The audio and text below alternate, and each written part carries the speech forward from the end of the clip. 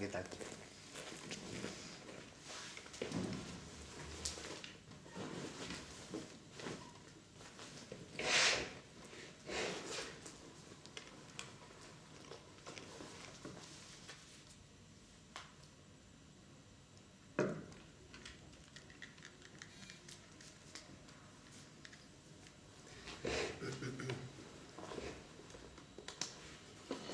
Hola, tenemos un sonido implementado aquí debajo.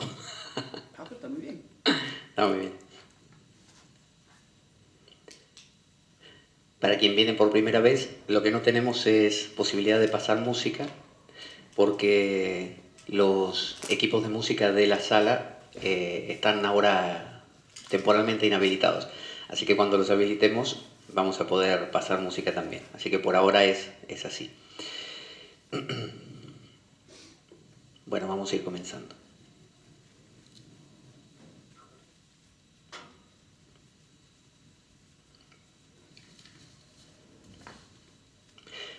Tal como lo cortés no quita lo valiente, así lo hilarante no quita lo profundo. Y dado que la vida es un juego, aquí comienza la espada de Damocles, la ficción más real que puedas concebir. La espada de Damocles es un programa que por mera falta de objetividad cree ser diferente.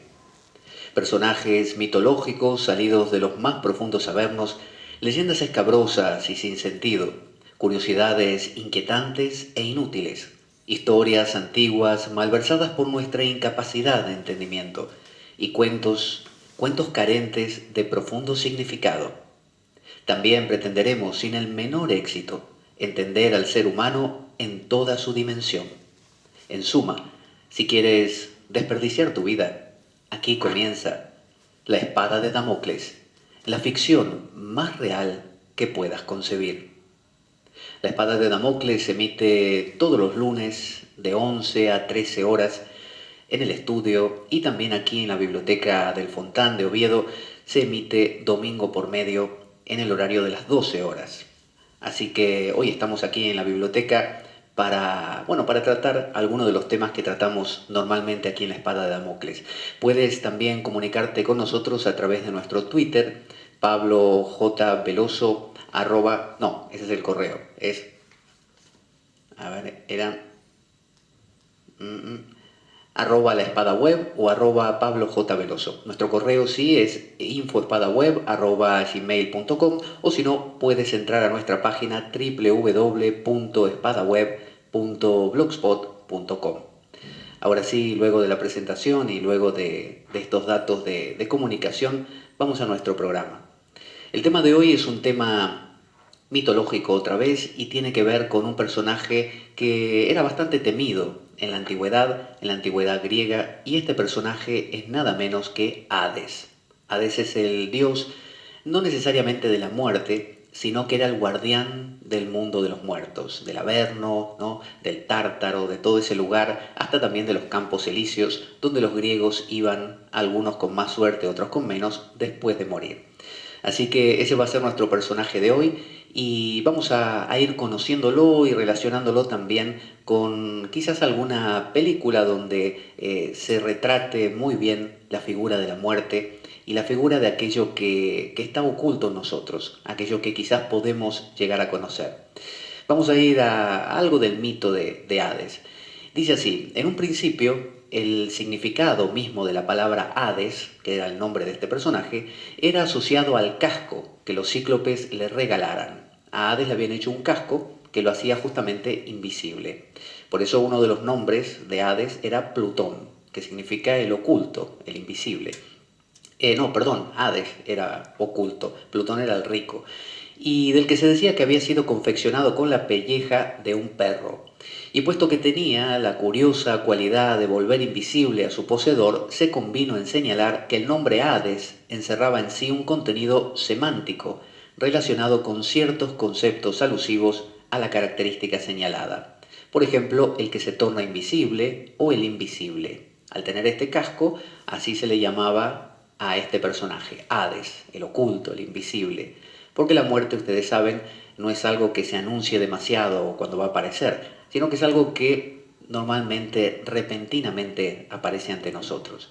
Sin embargo, el propio Hades era como una especie de tabú para los antiguos. Parece que los antiguos griegos temían nombrar a la muerte, justamente, inclusive dentro de lo que es el tarot, ¿no? Estas cartas medievales europeas, la única carta que carece de nombre en toda la baraja es la carta de la muerte. La carta de la muerte le llaman el arcano sin nombre, porque vieron que muchas personas no quieren nombrarla y bueno, dicen distintos nombres que puedan sustituir al de la muerte porque se piensa a veces que nombrando algo lo llamamos.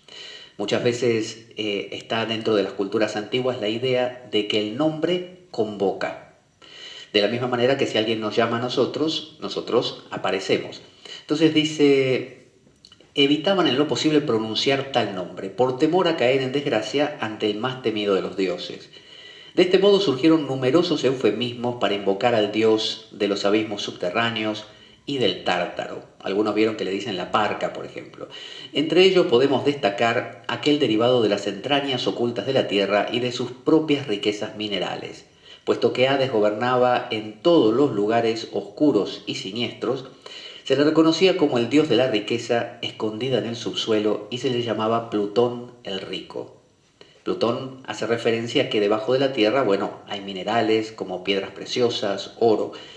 Sin embargo, ese mundo subterráneo también es nuestro mundo subterráneo. Y cuando hablamos de Plutón, del rico, estamos hablando de aquella parte nuestra, como si fuéramos un gran iceberg, un iceberg, que está sumergida por debajo del agua, de la superficie, y contiene mucho de nosotros. Jung, el psicólogo suizo, solía llamar el sí mismo, ¿no? A la totalidad de nuestro ser. Y no le gustaba mucho llamarlo inconsciente, a lo que está por debajo de lo que conocemos de nosotros, sino que a veces le llamaba lo otro, por ejemplo, lo otro, para que no tenga esa connotación tan fea de lo inconsciente, ¿no? Como lo que no se da cuenta, lo que no se entera de nada. Normalmente ese mundo de los muertos es un mundo que pensamos que es desagradable. De hecho, Plutón, cuando ocurrió esta gran guerra contra Cronos, que era el padre de Zeus, el padre de Plutón mismo, el padre de varios dioses más como Neptuno y Deméter, ocurrió una guerra y Zeus con los suyos venció. Y como él fue el estandarte de esa guerra y venció, repartió lo que había entre los hermanos. Y a Plutón le tocó, en desgracia, el mundo de los muertos, que es el mundo que solemos pensar que es lo inconsciente, es lo feo. Entonces, bueno, él estaba en un mundo de espectros, de seres medio demoníacos, de fantasmas, ¿no? De espíritus de los parientes fallecidos. Entonces nadie lo quería ver, no era alguien que la gente visitara normalmente. Y por eso la gente tampoco lo quería convocar. De hecho, no había templos en la antigua Grecia de Hades. Si había, había uno solo que dicen que estaba ahí por la zona de Eleusis. Y justamente la manera de convocarlo era golpear el suelo y llamarlo. Pero bueno, no creo que a nadie le interesara demasiado convocar a Hades. Dice también, entre los clásicos se le reconocía la facultad de conferir vida a los distintos estratos terrestres. El gran pensador Empédocles, que vivió en el siglo V a.C., y al que se le reconoce una gran aportación al eclecticismo, nos hablaba de Hades el nutridor como nutritivo, ya que la riqueza del subsuelo dependía de él. También se le llamaba Clímeno, el ilustre, pues este personaje acaparaba distintos títulos místicos. La riqueza tiene que ver con que aquellas personas que de vez en cuando visitan al mundo de los muertos, de vez en cuando visitan el Hades, se encuentran con este personaje dentro de sí mismos, son personas más ricas, son personas que se conocen mejor, son personas que no se asustan cuando un día se enfadan sin razón, son personas que cuando sienten alguna angustia o alguna sensación media extraña no lo ven como un enemigo a aniquilar, son personas más totales. Entonces, visitar el mundo de Hades no es mala cosa, aunque normalmente se nos eduque para ello. Dice, ¿acaso uno de los epítetos más legendarios para referirse a Plutón era el de Eubuleo, el buen consejero? La muerte es una buena consejera, ya lo vamos a ver en un rato. Narradores de mitos cuentan la leyenda de Ubuleo, el porquero. Este se hallaba cuidando cerdos en un frondoso encinar cuando un ruido ensordecedor llamó su atención. Observó el cercano valle y hasta entonces, ese valle pleno de colorido y belleza, cubierto de una tupida hierba que, por así decirlo, servía de cobijo a enmarañadas matas de flores silvestres que aquí y allá resaltaban, y se troscaba todo esto en oscuro y gris. Y vio que la tierra se abría para formar un enorme agujero, que crítica por momentos y que engullía con ansiosa voracidad todo cuanto encontraba a su paso. ¿Qué estaba pasando? Parece que Plutón, como toda persona, tenía sus necesidades y él necesitaba el amor también. Y obviamente, como les decía, nadie visitaba a Plutón. No había ser humano que tuviera ganas de bajar al mundo de los muertos. Básicamente porque cuando uno entraba al mundo de los muertos, jamás podía salir. Había un perro llamado Cerbero, perro de 3 cabezas, algunos dicen que hasta 50 podía llegar a tener, que impedía que uno se retirase. Supóngase que uno se moría y entraba al mundo de los muertos y al rato decía, bueno, suficiente para mí, me quiero ir. No había forma. O si uno por alguna razón, como algunos de los héroes, como Orfeo, por ejemplo, y Hércules mismos que entraron al mundo de los muertos, les costó muchísimo también salir. Era prácticamente imposible, solo privativo de algunos héroes. Así que nadie lo visitaba. ¿Y qué sucedió? Que en una de estas, Plutón le pidió a Zeus si podía buscar alguna pretendiente para él. Y como Zeus no le sugirió nada, él le dijo, mira, a mí me gusta Proserpina, me gusta Perséfone, que era la hija de Deméter, la diosa de la naturaleza. Y Zeus al principio dijo, no, pensó para sí, ¿cómo le voy a permitir llevarse a la hija de la naturaleza si se va a enfadar la naturaleza de que se llevan a su hija, sobre todo el dios de los muertos, y la naturaleza se va a secar, el mundo se va a secar? Pero bueno, no quiso tampoco contradecirlo porque sabía que le había dado una parte muy desagradable a Plutón, el mundo de los muertos, así que medio que se cayó la boca. Y Plutón, más que nada sin decir, sin anunciarse, un día abrió la tierra de par en par, salió su carro tirado por corceles negros, con su casco que lo hacía invisible, o sea que era un espectáculo medio raro porque era un hombre conduciendo un carro sin cabeza, porque no se le veía la cabeza.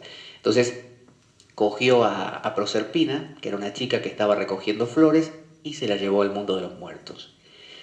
A partir de ahí nadie supo más de Proserpina o Perséfone, y que hay un cuadro muy famoso que es el rapto de Perséfone. Entonces Deméter, su madre, se sintió muy triste, y como era la naturaleza y la fructificación de la vida, el mundo empezó a secarse, el mundo empezó a secarse. Y Proserpina, Perséfone, estando en el mundo de los muertos, primero con gran reticencia, pero poco a poco Hades, que lejos de ser una mala persona, era muy amable, en realidad, muy permisivo, la trataba muy bien. Él necesitaba amor. Así que le dio a probar una granada. Y la granada se considera una fruta de la diosa y al mismo tiempo la granada es una fruta que estaba ahí en el mundo de los muertos. Y había un dicho que decía que aquel que comía algo del mundo de los muertos ya no podía salir. Entonces a partir de ese momento no solo Perséfone no pudo salir más, sino que en el fondo hasta le gustó el mundo de los muertos. Y cuando finalmente su madre Deméter pudo dar con su paradero y enterarse de que ella estaba ahí, cuando pudo descubrir dónde estaba y quiso tenerla de nuevo, Zeus hizo las cosas para que ella pudiera salir, pero Perséfone poco a poco quiso regresar al mundo de los muertos, porque algo en ella estaba ya comprometido. Quien entra al mundo de los muertos se siente ya conectado con él. Quien entra al mundo del inconsciente, quien entra al mundo de lo otro o el otro, es alguien que ya no puede vivir esa vida superficial, esa media vida que venía viviendo. Entonces fíjense, en el mundo de los muertos tenemos varios personajes. Está Hades, que es aquel que lo rige, es como el regente. Está Perséfone o Proserpina, que es esa parte que está aquí y allá, porque Deméter llegó a un trato con Plutón y con Zeus, que es que una vez al año Perséfone iba a salir del mundo de los muertos, iba a estar caminando sobre la tierra con Deméter, pero luego debía regresar al mundo de los muertos para al año siguiente volver a salir. Entonces se dice que la primavera y el verano ocurren porque Perséfone sale del mundo de los muertos y Deméter se pone contenta otra vez. Y el invierno y el otoño, esas estaciones tan estériles y tan secas, ocurren porque Perséfone vuelve al mundo de los muertos y queda lejos otra vez de este mundo colorido de Deméter. Y Deméter se seca entonces. Así que Perséfone es como aquella parte nuestra que se anima o que es llevada a entrar al mundo de los muertos. También había un personaje llamado Caronte. Caronte era un barquero que cruzaba un lago, algunos dicen un río llamado Estigia, un río pestilente. Y Caronte era un tipo muy duro, muy seco, que lo que pedía para cruzar ese río era un par de monedas. Por eso muchos griegos, habrán visto en alguna película, cuando mueren se le ponen dos monedas una en cada ojo, por ejemplo, o bien dentro de su boca. Porque el que no tuviera las monedas para cruzar el Estigia con Caronte, Caronte no lo cruzaba. Y se quedaba esa persona deambulando por siempre y regresaba al mundo de los vivos, digamos, a fastidiar a la familia. Entonces, como nadie quería eso, le ponían las monedas, cosa que el tipo fuera y se quedase, porque una vez que entraba no salía. Luego estaba también Cerbero, ese perro que era el que impedía la salida. Y luego también estaba la salida y la entrada. Si uno quería entrar y no se había muerto, como pasaba con Orfeo o con Hércules, Cerbero era el perro que se ponía ahí y decía, no, por aquí no se pasa. Y luego estaba Tánatos. Tánatos era el verdadero dios de la muerte, porque Hades es el rey del mundo de los muertos, pero no es la muerte. La muerte verdaderamente es Tánatos. Y Tánatos es un personaje que lo representaban los griegos con alas, como si fuera un ángel, y en su mano tenía una antorcha invertida, dada vuelta, y medio que se le caía en algunas ocasiones. Y en el sentido de que la vida se le apagaba, o él la apagaba. Su hermano gemelo era Hipnos, el sueño. Entonces Tánatos, cuando aparece en nuestra vida, aparece sigilosamente y es implacable. A Tánatos no se le puede decir que no. Tánatos viene, nos reclama y nos lleva. Esa es la parca, esa es la mujer de la guadaña, como aparece, por ejemplo, aquí en el tarot de Marsella, que aparece un personaje esquelético con su guadaña que corta, ¿no?, algunas cabecitas y algunas manitos ahí en el suelo, pero que también en su columna vertebral tiene una espiga de trigo. Por lo tanto, la muerte es también renovación. Pero bueno, cuando Tánatos nos reclama y nos lleva al mundo de los muertos, tenemos que encontrarnos con Cerbero, que nos deja pasar porque estamos muertos, le pagamos a Caronte, cruzamos el río y ya estamos dentro. Pero hay otras veces que durante la vida nos animamos a conocer un poquito lo que hay en lo profundo. Y eso no significa necesariamente encontrarse con zombies ni con nada terrible. Simplemente salir de la superficialidad. Don Juan de Carlos Castaneda decía que normalmente uno hace lo que la gente hace. ¿Qué es hacer lo que la gente hace? Entretenerse. Entonces uno, no sé, va al cine, sale a pasear, participa de su religión, tiene una reunión familiar, trabaja, ¿no? Todas las cosas que nos ocupan. Pero cuando esas cosas que nos ocupan disminuyen, empiezan a emerger algunas otras cosas que son tan uno mismo como las otras. Pero normalmente nadie nos educó para eso. Se nos entrena para tapar y enseguida buscamos otra actividad. Entonces hay gente que dice, bueno, yo cuando me jubile, ahí sí voy a descansar, ¿eh? Ahí no voy a trabajar, voy a estar mirando la luna, el horizonte, y voy a tener mis plantitas y nada más. No voy a leer un buen libro. Y de hecho no. Hay mucha gente, y conozco muchos casos, que cuando se jubilan se implican en muchas cosas más, de manera de no tener un ápice de tiempo libre. Porque la inercia es muy fuerte. Entonces dejar de hacer lo que la gente hace para poder entrar al mundo de los muertos, que no es nada terrible. No es morirse, no es una cosa que digo llena de espectros que caminen por ahí o hablando con los muertos, sino simplemente es empezar a conocer algunos aspectos nuestros que pueden ser una tristeza, una alegría, quizás de fondo, una alegría que no era causada por comprarme un par de zapatos nuevos ni por tener el último coche o móvil o lo que fuera, sino una alegría que estaba ahí, latente. Entonces, conocer el mundo de los muertos es conocer eso, pero ahí hay una barrera. Cuando queremos entrar sin estar muertos, viene Cerbero, el perro de 3 cabezas, o de 50. Y no es lo mismo esquivar la mordida de un perro de una cabeza a esquivar la mordida de un perro de 50. Entonces, es un adversario difícil. ¿Y cómo se supera un adversario así? Bueno, normalmente cuando uno ve esas películas tipo La Guerra de las Galaxias, cuando, no sé, el personaje bueno pelea contra el malo y lo tiene que matar supuestamente y finalmente descubre que está emparentado con ese personaje y acaba abrazándolo en un abrazo fraterno y reconociéndose en él. Este adversario, Cerbero, no se mata, no se puede matar. Es de ese tipo de adversarios que cuanto uno más lo intente matar, más fuerza tiene. Uno, no sé si probaron alguna vez, intentar luchar contra una adicción, que puede ser no necesariamente droga, puede ser la comida, el cigarrillo, puede ser el enfadarse. Uno puede ser adicto a enfadarse, adicto a preocuparse, adicto a, no sé, a sobreexigirse, adicto a autocriticarse. Y uno dice, bueno, a partir de mañana no lo voy a hacer más. A partir de mañana me hago el firme propósito, dejo de esforzarme por, dejo de... Y no funciona, porque la inercia nos come. Entonces no se puede vencer, porque de hecho cuanto más peleamos, hasta descubrimos que es entretenido pelear contra un perro que no se puede vencer. Entonces nos empezamos a interesar en esquivar las 50 cabezas y escribimos un libro acerca de cómo vencer a la cabeza 45 o esquivar a la cabeza, no sé, 18. Y en realidad lo que estamos haciendo es dilatando el tiempo. Porque lo único que debíamos hacer era caminar hacia el perro. Caminar hacia el perro. No pelear contra él, no intentar esquivarlo, sino caminar y confiar, sin hacer nada más. Dejar que el perro venga o acercarnos nosotros. Y sabiendo en el fuero interno que no va a pasar nada.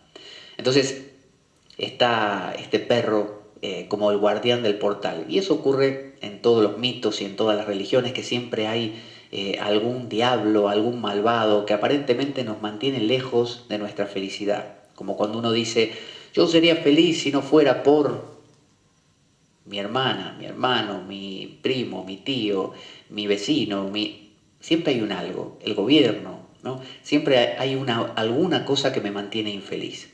Y en realidad es una mera postergación.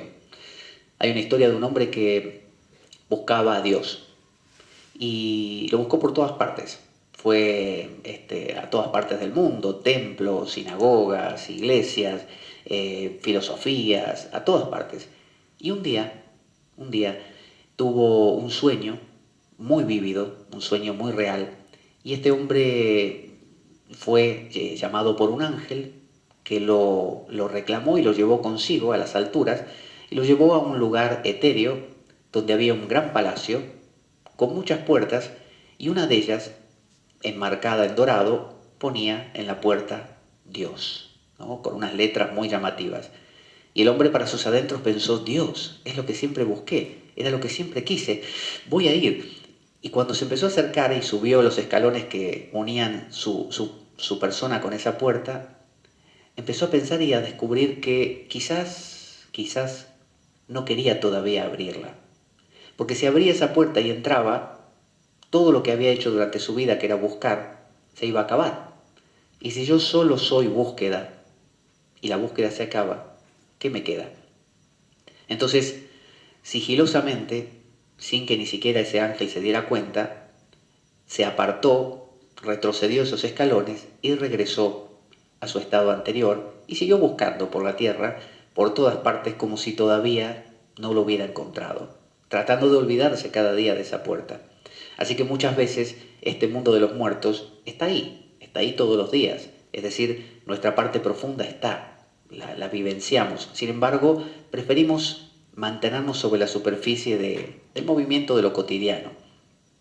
Entonces tenemos por un lado Deméter, la madre naturaleza, y Zeus, que son, Zeus ustedes vieron, es un don Juan, es un hombre o un dios que gustaba de mujer que se le cruzara, mujer que él le hacía la gracia de, no sé, de darle el conocimiento de su intimidad, pero también con todo hombre que se le cruzara, o sea, no hacía diferencias, era muy ávido, era la pasión por la vida. Zeus es la pasión por vivir. Un Don Juan, cuando uno ve un hombre o en su contraparte femenina, lo que le llaman la femme fatale, la mujer fatal, son personas que normalmente no se van a poner a discurrir acerca de la filosofía de la vida, por qué estamos aquí. No, simplemente es ese aquí te pillo, aquí te mato, cuanto más mejor. Pero eso es vida, eso es búsqueda de quiero ser y necesito más, es avidez. Y Deméter es la madre naturaleza, es los colores, la vida, el florecimiento, todo lo contrario al secarse. Pero hay otro mundo, esa es una parte. Y ese mundo no puede vivir sin el otro. Por eso la hija de Deméter, Perséfone, es decir, la hija de nuestra vida, ¿no? Nuestra propia vida, necesita crear algo, un vástago, Perséfone, que entre o que sea llevada al mundo de los muertos. A veces vamos y a veces nos raptan. Es decir, a veces el mundo de los muertos abre la tierra un día y nos encontramos ahí junto tomando un té con Hades. Y una vez que estamos en ese mundo, como digo, ya no podemos regresar. No nos interesa regresar. La persona que toca la profundidad descubre una riqueza, un Plutón, riqueza, en su vida tan grande que ya no le interesa. Es decir, va al cine, sí, va a tomar un café, unas cañas o lo que fuera, y se divierte, puede bailar y cantar. Pero en el fondo va a saber que estuvo con Hades y que eso es lo importante, tanto como la vida. Y en eso se va a diferenciar de las demás personas. Por eso Perséfone, cada vez que regresaba al mundo de los vivos, tenía mucho para contar, porque contaba cosas obviamente muy profundas. Y es lo que llamaríamos un gurú, un maestro. Es aquella persona que, como tocó lo más profundo, puede venir y contarlo, ¿no? Creo que había un poema que decía, no sé, de un místico cristiano que decía, Job decía, antes te conocía de oídas, le dijo a Dios, Job, el santo Job, pero ahora te conozco porque te he visto. Antes te conocía de oídas. El que no va al mundo de los muertos, solo de oídas, conoce esas cosas. Entonces dice, ah, sí, porque el psicólogo tal dice, o porque la filosofía tal y cual. Pero el que lo conoce, a veces ni siquiera habla, lo sabe. Hay una película muy interesante que quizás han visto, que es El séptimo sello, de un director que es muy difícil de pronunciar, Ingmar Bergman.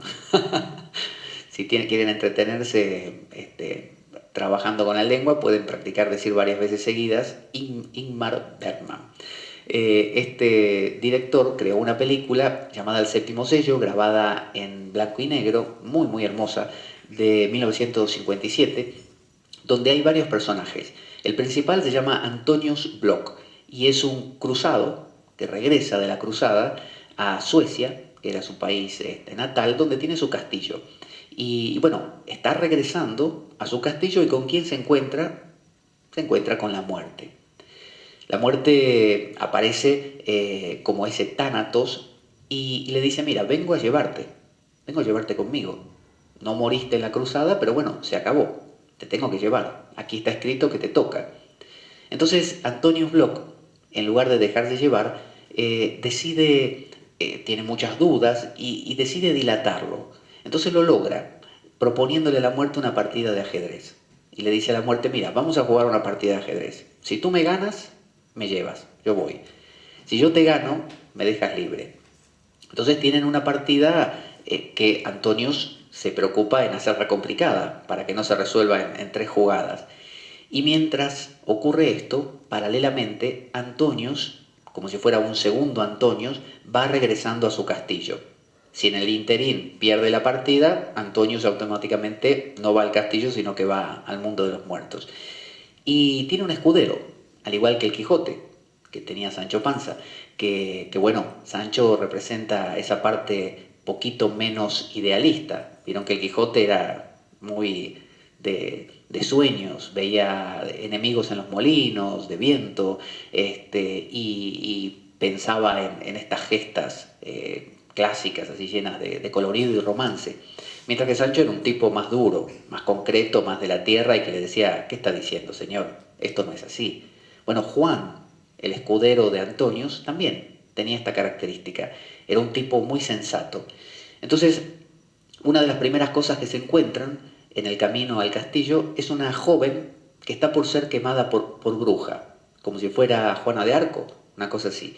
La están por quemar. Y entonces Antonius se acerca a la chica en un momento que puede y le dice, yo quisiera hablar con el diablo, dice. Y ella dice, bueno, ¿cómo no? Dice, bueno, ¿y cómo tengo que hacer? Bueno, el diablo está aquí, dice ella. ¿Pero dónde? Dice, no lo veo. Está aquí, yo lo tengo al lado mío. Dice, toda esta gente, los monjes cristianos, dicen que está aquí. Y ellos dicen verlo, dice la chica. Y yo estoy segura de que es así, porque yo hablo con él. Y Antonio quería hablar con el diablo porque dice, ¿quién más que el diablo me va a poder contar acerca de la muerte?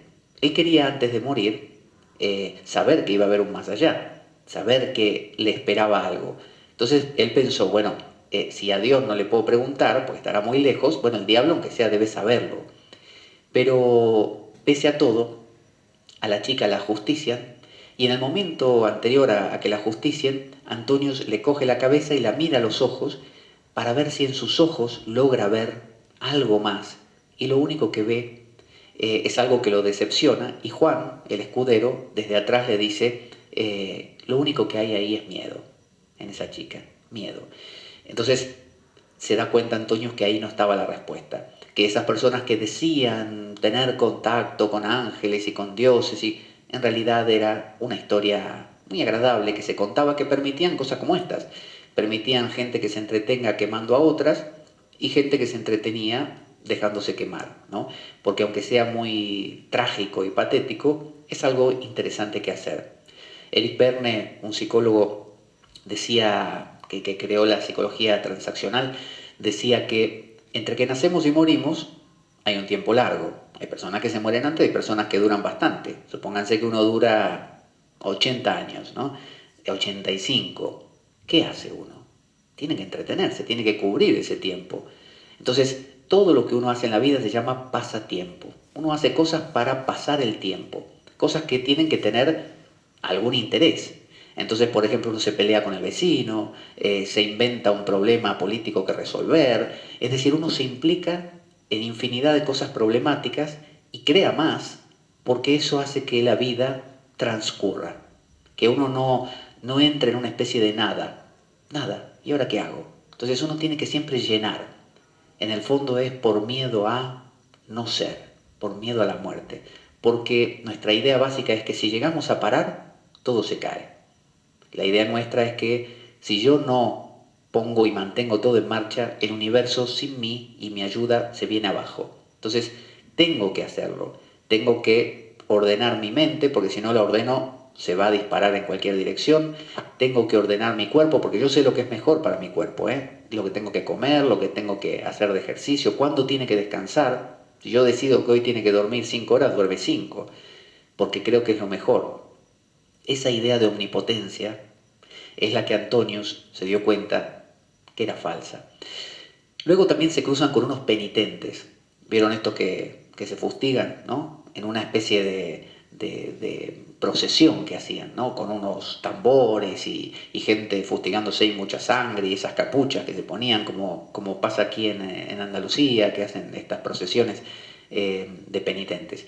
Y que algunas personas vieron que en el sur, aquí en el sur de España, hasta se crucifican y cargan el madero y hacen un montón de cosas con cilicios, ¿no? Que les pinchan en la piel para representar esto.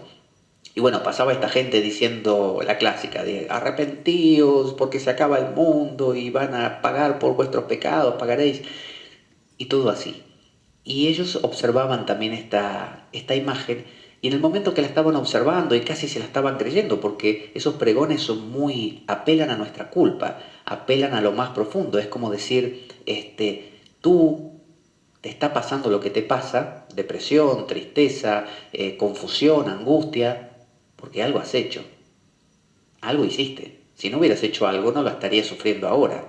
Esa idea de que es tu culpa vuelve a ser la idea de yo soy el autor de todo. Entonces, como es mi culpa, Entonces esos pregones nos calan muy profundo porque nos tocan esa sensación de, y sí, debo haber hecho algo para esto. Entonces ven a los penitentes y cuando ya se están creyendo todo ese pregón y casi se van a involucrar en la procesión, aparecen los juglares, que son unos tipos que están ahí, es una pareja que se llaman casualmente José y María, y tienen un hijito llamado Miguel, y que dentro de todo ese ambiente de peste, porque había una peste que estaba matando gente, por eso esta procesión estaba diciendo, la peste esa que está viniendo y está diezmando a la población es un castigo de Dios por vuestros pecados, bla, bla, bla. Entonces, los juglares contrastan por completo, porque ellos viven la vida de otra manera. Hay peste, es cierto, está ahí. Hay decadencia, hay mediocridad, pero ellos se ríen, ellos bailan, ellos juegan y ellos se aman. Están enamorados uno del otro, José y María, y a su vez de su hijo. Es decir, lo quieren mucho a Miguel, Miguelito, el hijo. Y eso le transmiten a este Antonius. Y Antonius inclusive le dice a la chica, a María, le dice, pero la amistad es pasajera. Dice, como diciendo, ¿para qué voy a tener amigos o pareja si esto se va a acabar? Y le responde ella, dice, como todo. Dice, un día sucede al otro y todo tiene su atractivo. Eso le dice ella. Un día sucede al otro, pero todo tiene su atractivo. Es decir, es cierto, la comida que hoy comes se deshace, se pudre, mañana se convierte en desechos, pero hoy tiene su sabor, vale la pena. Te gustó, degustaste ese sabor, la pasaste bien. Entonces, con el mismo criterio uno podría decir, como dirían estos penitentes, ¿para qué vivir? ¿Para qué involucrarme en cosas que me pueden causar dolor si después me voy a morir? Pero también eso que causa dolor también causa placer y vale la pena.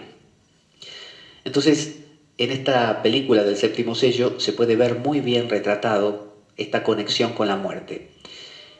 Si quieren les cuento cómo acaba, que finalmente llega a su palacio, a su castillo, el Antonius, con su escudero Juan, y encuentra a su esposa, y también hay otra mujer ahí que participa, y él pierde la partida.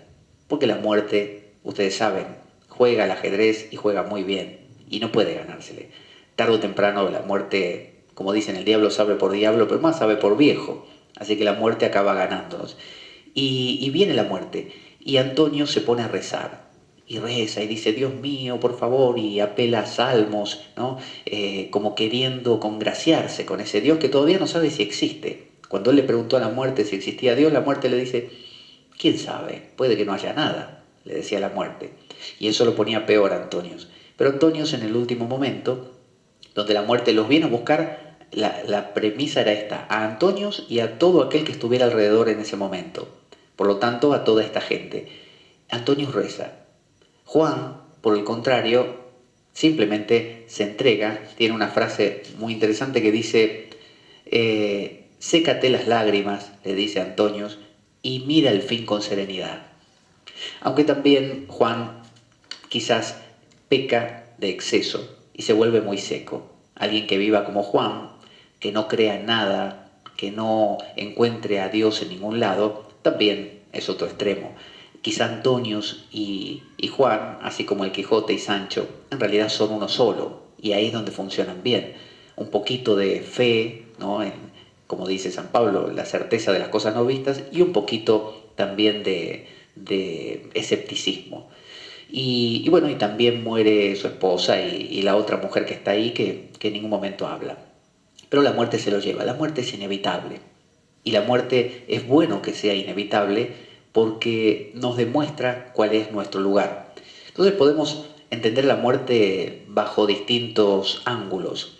Uno de ellos es como pregunta. La muerte puede ser una pregunta. Antonius le preguntaba a la muerte qué había el más allá, pero no se lo preguntó antes, se lo preguntó cuando la muerte apareció, cuando la muerte vino, porque él necesitaba que le pasara algo para poder empezar a preguntarse. Normalmente cuando nos va bien, cuando todo anda sobre ruedas, uno no se pregunta nada. El dolor, la carencia, la ausencia es el motor de las preguntas. Entonces cuando nos pasan cosas fuertes, aunque no nos agraden, son los momentos donde nos preguntamos ¿para qué? ¿Por qué? ¿Hacia dónde? También la muerte es una lucha. Hay en otro tarot, que obviamente desde ahí no se va a ver, pero este es el tarot de White, Edward White, que él pertenecía a una logia masónica llamada la Golden Dawn, la Orden del Alba Dorada. Aparece la muerte también, diferente al tarot de Marsella, que es un tarot el más antiguo que tenemos completo, del 1400, del famoso 400 italiano, es italiano, y aunque se llame Marsella, por esas modas eternas de querer copiar a los franceses. Y por otro lado, el de White, aparece la muerte a caballo, ¿no? Que viene con su estandarte, con su bandera, a buscar también a varias personas, como ocurre en el séptimo sello. Y esas varias personas tienen diferentes actitudes. Tenemos un clérigo religioso con sus atavíos, con su mitra, que está recibiendo la muerte rezando. Y vieron que el ritual nos permite conjurar a la muerte. Cuando Antonius se puso a rezar, seguramente habrá sentido un cierto cobijo, una cierta protección, la de que la muerte pareciera ser más dulce cuando uno reza. Entonces uno muere un ser querido y si uno es religioso, uno dice, bueno, se lo llevó Dios, está en el cielo, me estará viendo desde ahí, ya nos encontraremos y nos reiremos juntos otra vez.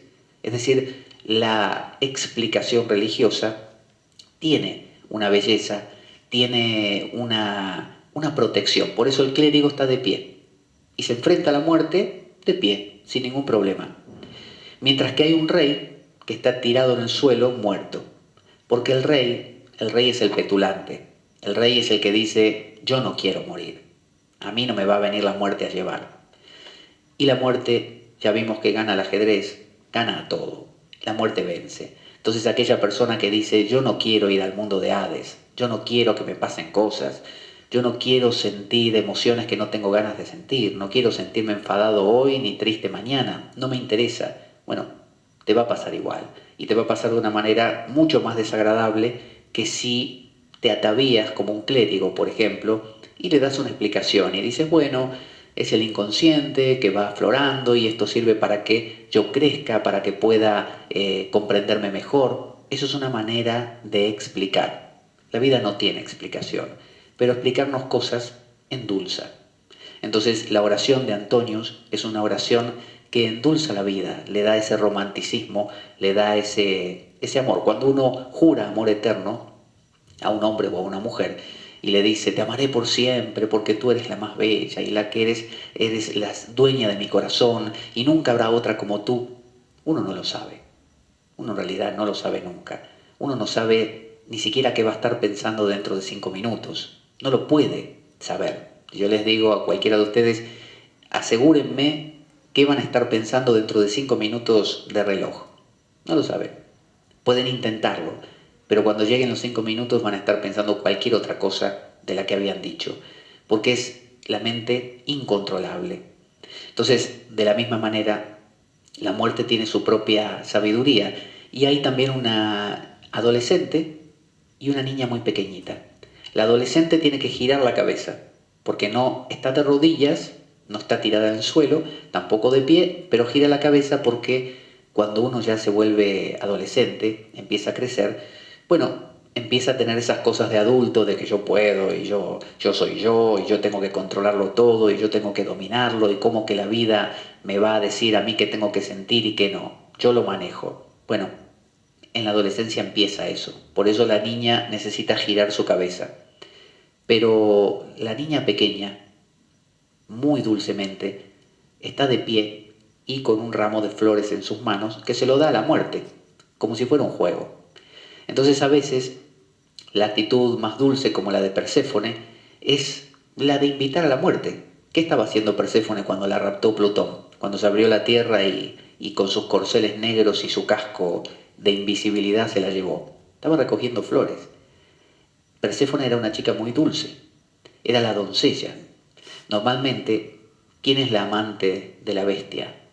La bella, la bella y la bestia. Siempre hay una mujer hermosa, dulce, inocente y pura, que es la que rescata de la bestia lo mejor y finalmente descubrimos que la bestia, como los sapos, Ustedes sabrán que al besar un sapo se convierte en príncipe. No sé si lo probaron alguna vez, pero eso dicen.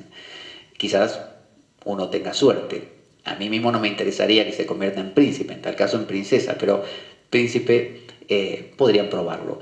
Así que la que atrae y convoca es la inocencia. Por eso acercarse al perro cerbero, así de prepotente, lo único que uno logra es que con las 50 cabezas nos devore. Y si uno quiere cruzar la laguna Estigia sin pagarle al barquero, haciéndose, como se dice, el chulo, lo único que va a lograr es que Caronte lo deje del lado de afuera. Entonces, para entrar al mundo de los muertos hay que ser sensible, hay que ser receptivo, hay que dejarse llevar. Como cuando se pone carnada, así un cebo, para que venga cierto animal o un pez y pique. Bueno, de la misma manera a la mente a la muerte se la llama. Así que la muerte también es el inconsciente, aunque no lo llamemos así, lo podemos llamar lo inconsciente, lo podemos llamar el otro, mi otra parte, ¿no?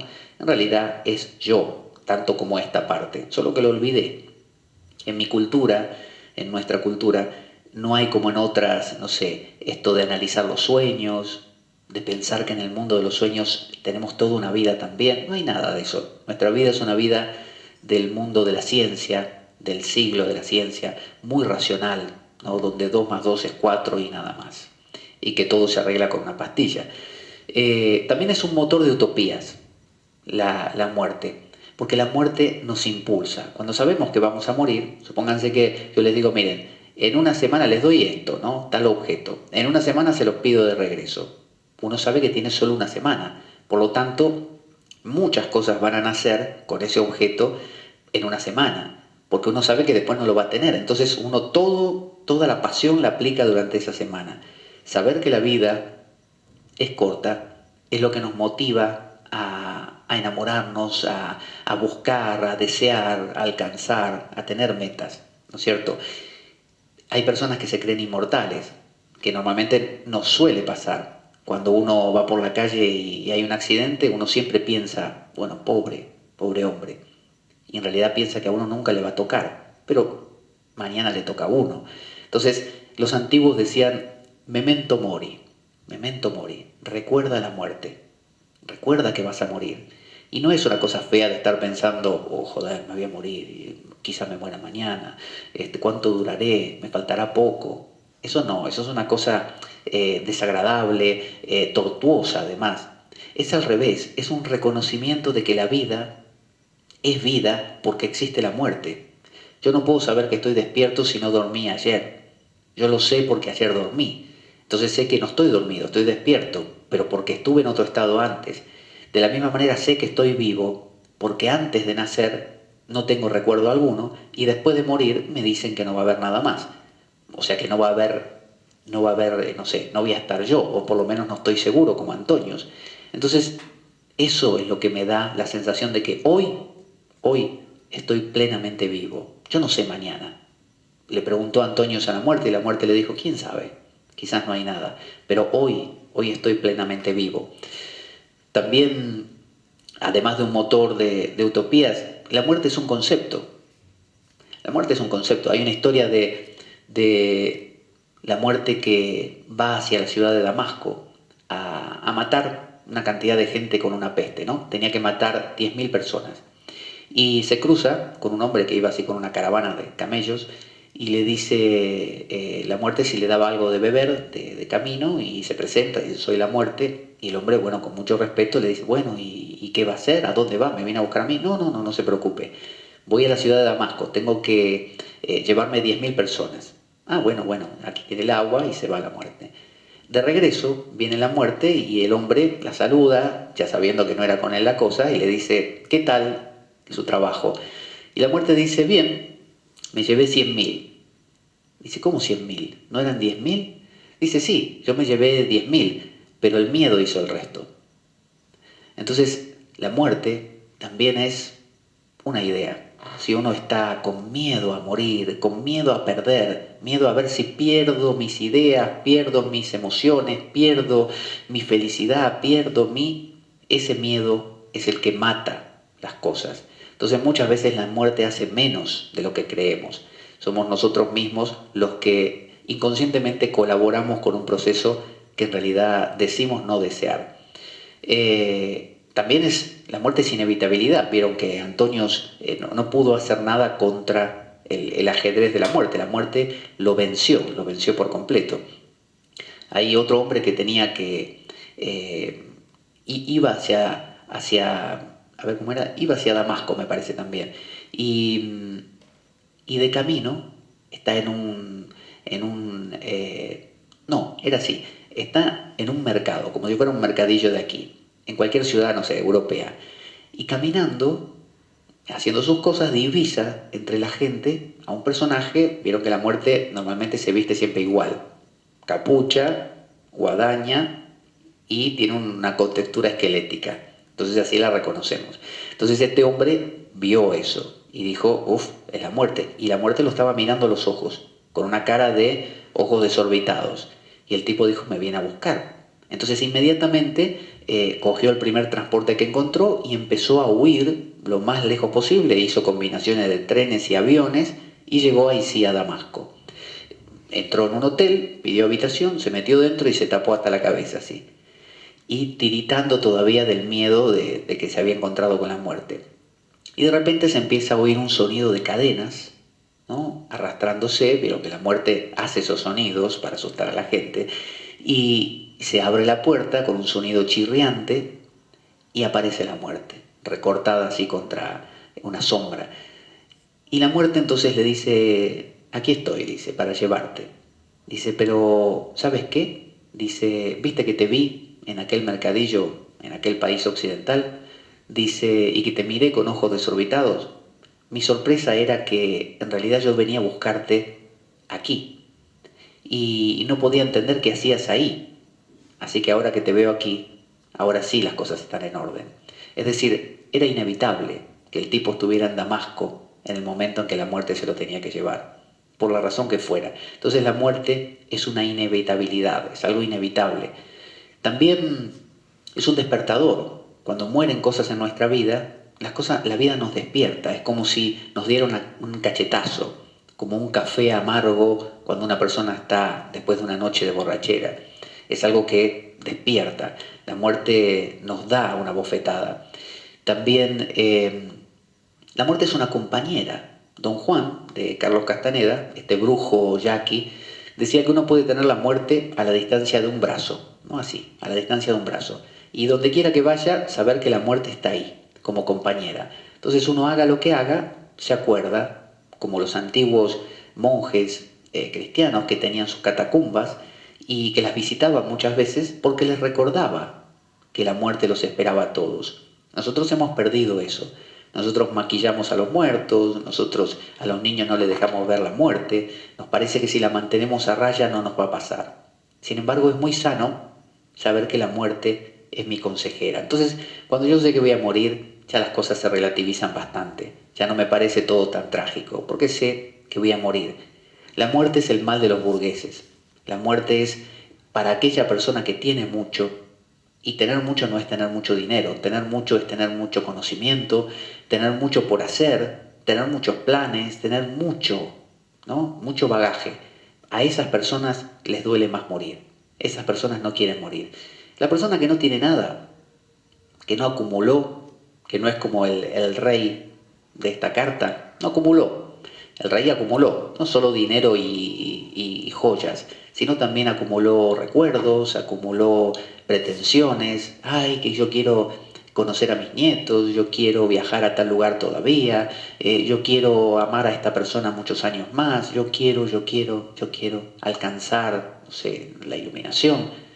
Todas esas cosas son justamente impedimentos para la muerte. El pobre es el que puede morir, porque sabe que no tiene nada que perder, no va a haber tanta diferencia. Y la muerte también es un sueño. La muerte es, al dormir, se le llama la pequeña muerte. Todas las noches morimos. Y cuando uno medita, en la meditación también es una pequeña muerte, porque uno entra en un estado que los tibetanos llaman el bardo, ¿no? El bardo, estado intermedio. Cuando uno muere, cuando uno duerme, cuando uno medita, cambia a un estado diferente de conciencia. Y ese cambiar, por ejemplo, yo estoy tranquilo y me enfado, ¿no? Ese pasaje es como si hubiera muerto y renacido. Muero a lo que estaba haciendo y renazco al enfado ahora. Entonces, estamos muriendo todo el tiempo, estamos cambiando todo el tiempo, solo que se nos enseña a pensar que no, que todo es una continuidad, ¿no? Si yo tengo, decía el Buda, una brasa, ¿no?, ardiente, y la muevo muy rápidamente en el aire, como si fuera hoy en día, no sé, un cigarrillo, lo muevo así, parece un círculo de fuego, pero en realidad no es un círculo de fuego, es una sola brasita moviéndose en muchas posiciones, y cuando la muevo muy rápido parece un círculo de fuego. De la misma manera morimos y renacemos continuamente, pero lo olvidamos, lo olvidamos. Recordar eso es saber que uno continuamente se está transformando y que en ese morir, cada vez que uno muere, se encuentra con Plutón, se encuentra con Cerbero, pero si uno no lo nota, lo pasa de largo y se lo pierde. Entonces, a veces ir un poquito más lento, tener a la muerte como consejera, recordar que Plutón, a través de Proserpina o Perséfone, esa parte nuestra que con inocencia y dulzura puede entrar y conocer las cosas más terribles, nos hace amigos de ese mundo. Y una manera más es también con los dioses. Hay, por ejemplo, en México creo que está el culto a San la Muerte, o a la muerte. Creo que en la Argentina también está San la Muerte, que muchos, inclusive delincuentes, se lo tatúan pensando que los va a proteger. Algunos se ponen hasta como debajo de la piel, como implantes de pedacitos de no sé qué que están consagrados a San la Muerte. Es decir, gente que vive al límite, al filo, que lo matan cualquier día porque son delincuentes, que no tienen nada que perder. Entonces son gente amiga de la muerte. La diosa Kali en la India, que es una diosa justamente que corta cabezas y todo esto. Y sin ir más lejos, Cristo. Cristo crucificado, no hay imagen más cercana a la muerte que esa. Más todavía que Kali. Kali corta cabezas, a Cristo lo están matando a él. Él es la muerte, Él es el desgarro total, es la entrega. Entonces, olvidamos esas imágenes y nos acostumbramos a mirarlo y decir, uy, mira qué simpático el Cristo este de esta iglesia, o qué lindo, qué bien que lo hicieron. Pero nos olvidamos que representa eso, representa el morir, representa el deshacerse. Entonces, bueno, hemos recorrido hoy a Hades, Plutón, en su aspecto griego, con algunos de sus acompañantes, como Caronte, Cerbero, Deméter y Zeus también, y Proserpina, Perséfone, que pueden verlo en alguno de estos cuadros clásicos muy, muy bellos del rapto, el rapto de Proserpina, de Perséfone. Y bueno, también vimos la película El séptimo sello, que los invito a que la conozcan, una muy buena película, que aunque les haya contado más o menos el argumento y también el final, vale la pena verla por las escenas que tiene y los diálogos que tiene, ya que este director se caracterizaba por justamente mucha profundidad. Y hemos visto a la muerte entonces como distintos aspectos, como compañera, como generadora de interrogación, como la que nos hace valorar la vida, porque ese memento mori, recuerda la muerte o recuerda que vas a morir, es el compañero, ustedes saben, de el carpe diem.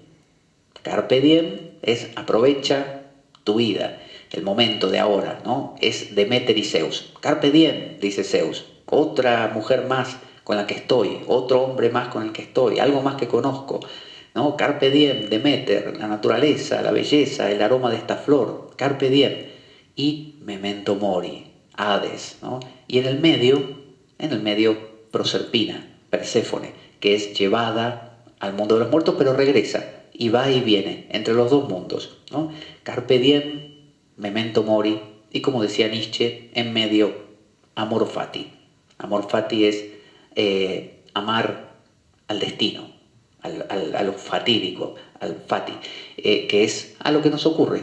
Entonces, cuando uno tiene estas dos alas, carpe diem, vive el momento, memento mori, pero sé que esto se va a acabar, entonces es cuando valoro lo que tengo hoy, amor fati.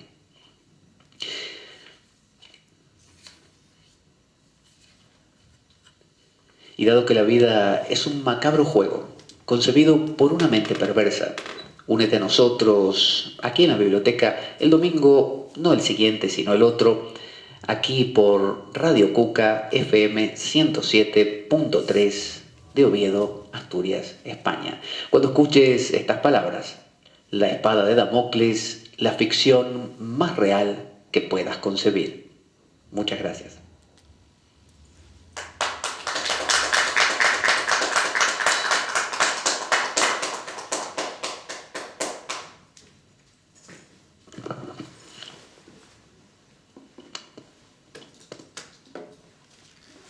¿O lo miro silbando?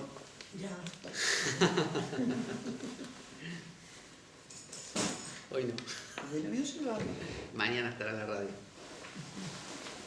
Estará en Bangkok. Estará haciendo un máster ahí. Silbando y como el otro Ricardo. Y El petardo.